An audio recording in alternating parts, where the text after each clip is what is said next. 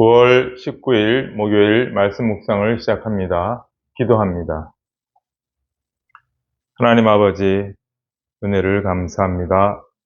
추석 연휴를 잘 보내게 하시고 하나님의 말씀으로 오늘도 새롭게 우리의 삶의 발걸음을 옮기려고 합니다.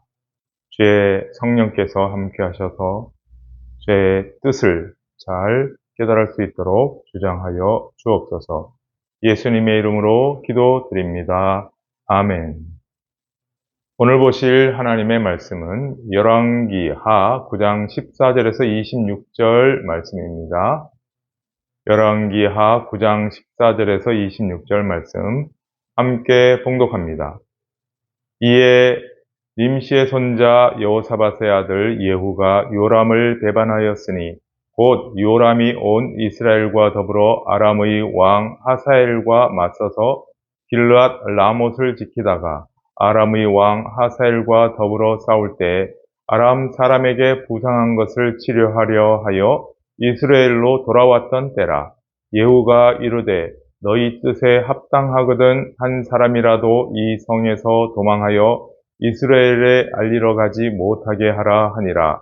예후가 병거를 타고 이스라엘로 가니 요람 왕이 거기에 누워 있었음이라. 유다의 왕 아하시아는 요람을 보러 내려왔더라. 이스라엘 망대에 파수꾼 하나가 서 있더니 예후의 무리가 오는 것을 보고 이르되 내가 한 무리를 보나이다 하니 요람이 이르되 한 사람을 말에 태워 보내어 맞이하여 평안하냐 묻게 하라 하는지라. 한 사람이 말을 타고 가서 만나 이르되 왕의 말씀이 평안하냐 하시더이다 하매 예후가 이르되 평안이 내게 상관이 있느냐 내 뒤로 물러나라 하니라. 파수꾼이 전하여 이르되 사자가 그들에게 갔으나 돌아오지 아니하나이다 하는지라. 다시 한 사람을 말에 태워 보내었더니 그들에게 가서 이르되 왕의 말씀이 평안하냐 하시더이다 하매 예후가 이르되 평안이 내게 상관이 있느냐 내 뒤를 따르라 하더라. 파수꾼이 또 전하여 이르되 그도 그들에게까지 갔으나 돌아오지 아니하고 그 모는 병거 모는 것이 님시의 손자 예후가 모는 것 같이 미치게 모나이다 하니 요람이 이르되 메우라 하매 그의 병거를 메운지라.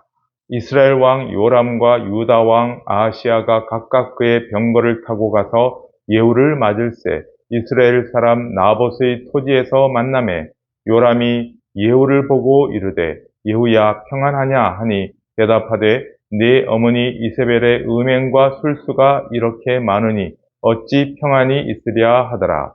요람이 그 손을 돌이켜 도망하며 아하시아에게 이르되 아하시아여 반역이로다 하니 예후가 힘을 다하여 활을 당겨 요람의 두 팔 사이를 쏘니 화살이 그의 염통을 꿰뚫고 나오매 그가 병거 가운데 엎드러진지라. 예후가 그의 장관 빗갈에게 이르되 그 시체를 가져다가 이스라엘 사람 나봇의 밭에 던지라. 내가 기억하려니와 이전에 너와 내가 함께 타고 그의 아버지 아합을 쫓았을 때 여호와께서 이같이 그의 일을 예언하셨느니라. 여호와께서 말씀하시기를 내가 어제 나봇의 피와 그의 아들들의 피를 분명히 보았노라. 여호와께서 또 말씀하시기를 이 토지에서 내게 갚으리라 하셨으니 그런즉 여호와의 말씀대로 그의 시체를 가져다가 이 밭에 던질지니라 하는지라. 아멘. 하나님께서 엘리사를 통하여서 북이스라엘의 요람 왕의 신하 중에 예후라는 자에게 기름을 붓게 하셔서 새 왕으로 세우십니다. 그래서 엘리사가 젊은 선지자를 보내어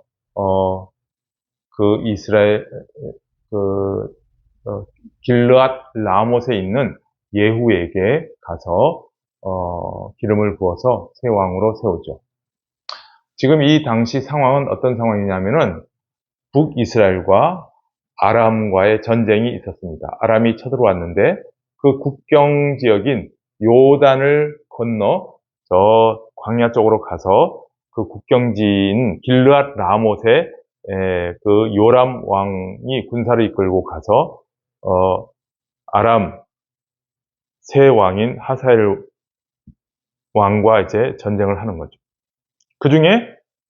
그러던 중에 요람, 북이스라엘의 요람 왕이 부상을 당합니다. 전쟁 중에 부상을 당해서 그것을 치료차 이제 다시 요단을 건너 이스르엘로 옵니다. 이스르엘이라는 도시는 북이스라엘의 제2의 도시, 수도는 사마리아죠. 사마리아의 제2의 도시인 이스라엘인데 이 이스라엘에 별궁을 지어놓고 여기에 머무는 경우가 많습니다. 근데 이제 이쪽으로 이제 그 치료차 온 거죠. 그때 엘리사를 통해서 길르앗 라못, 여기 전쟁터에 있는 길르앗 라못에 있는 그 예후라는 장군에게 기름을 부어서 새 왕으로 세우십니다. 그렇게 하신 목적은 뭐냐? 이제 드디어 아합 가문에 대한 심판을 시작하시는 것이죠.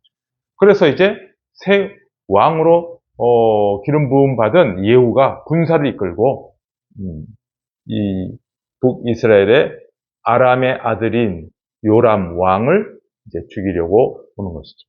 근데 오는데 이스라엘 파수꾼이 왕이시여 누군가 병거를 몰고 옵니다 라고 보고를 하자 사람을 보내어서 알아보라 라고 했는데 첫 번째 사람, 두 번째 사람, 세 번째 사람이 가도 돌아오질 않는 것입니다. 그러자 요람 왕이 직접 자기가 이제 병거를 몰고 나가봐야 되겠다라고 이제 하는 것이죠. 근데 그때 마침 남유다의 왕 아하시아가 위문차, 병문안차 이제 왔는데 함께 같이 병거를 몰고 나갑니다. 그런데 나가는데 예후와 요람 왕이 마주치는 그곳이 어디냐? 여기가 중요합니다. 나봇의 토지라는 것입니다. 나봇의 토지. 자, 보십시오. 21절. 요람이 이르되 메우라 하매 그의 병거를 메운지라 이스라엘 왕 요람과 유다 왕 아하시아가 각각 그의 병거를 타고 가서 예후를 맞을새 이스라엘 사람 나봇의 토지에서 만나니 나봇의 토지에서 딱 만나게 됩니다. 이 의미가 있습니다. 그래서 이제 나봇의 토지에서 만나서 서로 대치하는 중에 대화를 하죠. 어쩐 일이냐? 네가 전쟁이 있지 않고 왜 이쪽으로 왔느냐라고 요람 왕이 얘기하자 예후가 뭐라 그럽니까? 이렇게 얘기합니다. 너희 어머니 이세벨이 하는 그 행위가 아주 악하다. 그래서 지금 내가 척일하러 왔다라고 얘기를 합니다. 22절 보십시오.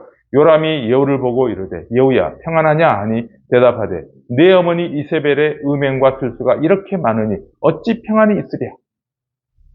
그러자 이제 요람 왕이 반역이구나. 이제 드디어 알고 반역이다. 아하시아여 도망하자. 이렇게 해서 뒤돌아서서 도망하는데 예후가 누굽니까? 아주 노련한 장수 아닙니까? 화살을 확 쏘니까 그 화살이 요람의 염통을 꿰뚫고 그를 즉사시킵니다. 그러자 예후가 이렇게 얘기합니다. 이제 보십시오. 24절. 예후가 힘을 다하여 활을 당겨 요람의 두 팔 사이를 쏘니 화살이 그의 염통을 꿰뚫고 나오매 그가 병거 가운데 엎드러진지라. 25절. 예후가 그의 장관 빗가라에게 이르되 그 시체를 가져다가 이스라엘 사람 나봇의 밭에 던지라. 내가 기억하려니와 이전에 너와 내가 함께 타고 그의 아버지 아합을 쫓았을 때 여호와께서 이같이 그의 일을 예언하셨습니다. 아합 왕 때에 있었던 일을 이제 예후가 얘기를 하죠. 우리가 그 아합 왕을 쫓아서 따라다녔는데 어떤 일이 있었느냐? 아합 왕이 이스라엘 왕궁의 별궁에 있을 때 나봇의 포도원을 보고 너무 탐이 나서 그것을 빼앗으려고 했습니다.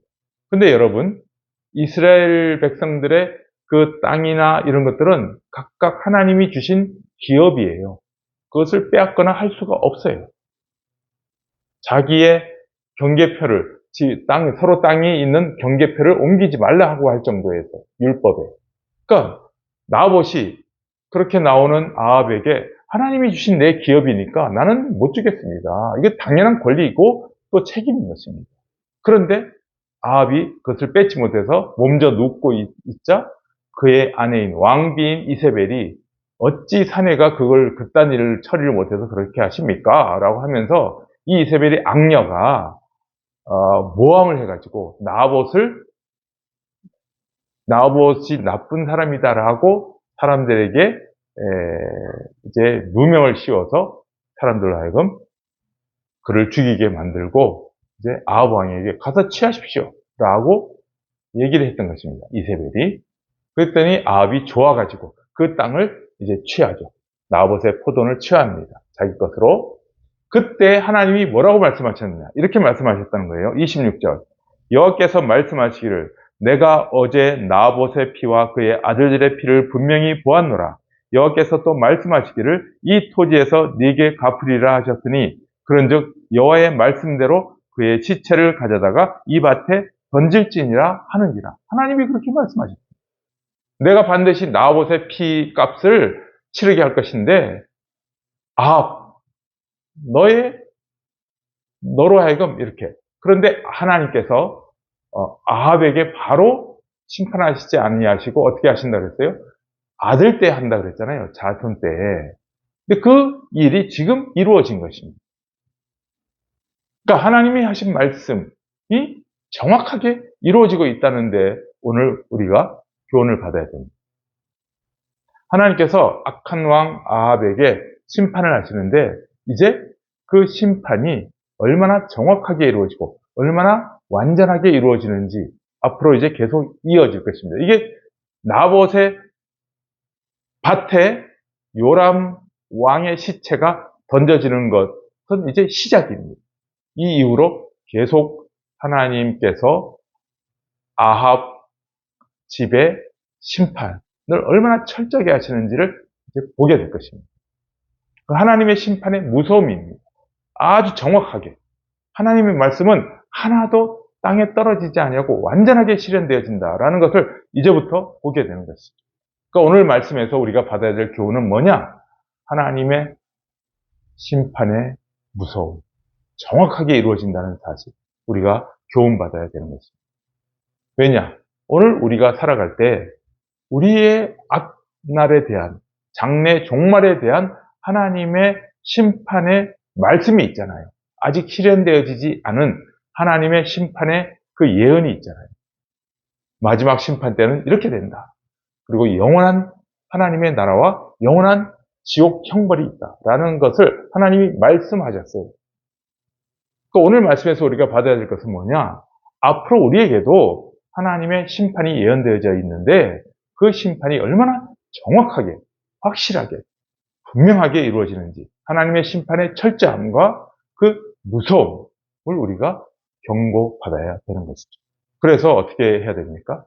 하나님의 말씀을 우리가 받을 때 겸손하게 받고 두려움으로 받고 그 하나님의 심판의 철저성과 확실하게 이루어진다는 사실을 알고 그 말씀 앞에서 겸비하게 하나님 앞에서 겸손하게 그리고 하나님의 심판에 대한 두려움을 가지고 무서움을 알고 거기에 대비하며 또 거기에 맞게 우리가 살아가야 돼야 된다는 교훈을 받는 것입니다. 오늘도 우리가 하나님의 백성으로서 겸손하게 주의 심판에 대한 두려움을 가지고 겸손하게 살아가는 그것이 반드시 이루어진다는 사실을 철저하게 알고 대비하며 잘 믿는 믿음의 생활을 하여서 영원한 하나님 나라 백성의 그 복을 누리는 하나님의 자녀들 다 되시기를 소망합니다. 기도합니다. 하나님 아버지, 예후를 통하여서 아합 집에 대한 심판을 이제 이루십니다. 그 첫 번이 나봇의 밭에 아합의 아들인 요람의 시체가 던져지는 것입니다. 이 말씀은 이미 예언되어져 있는 말씀이지만 이제는 정확하게 이루어지고 있음을 보게 됩니다. 이 이후로도 하나님의 심판이 얼마나 철저하게 이루어지는지 우리로 분명히 보게 하실 때 우리가 하나님의 심판은 반드시 이루어진다는 사실 분명하게 믿게 하여 주시옵고 하나님 심판의 무서움과 또 그 철저함에 분명히 깨닫고 하나님 앞에서 겸손하게 살아가는 우리의 삶이 되게 하여 주옵소서. 예수님의 이름으로 기도드립니다. 아멘.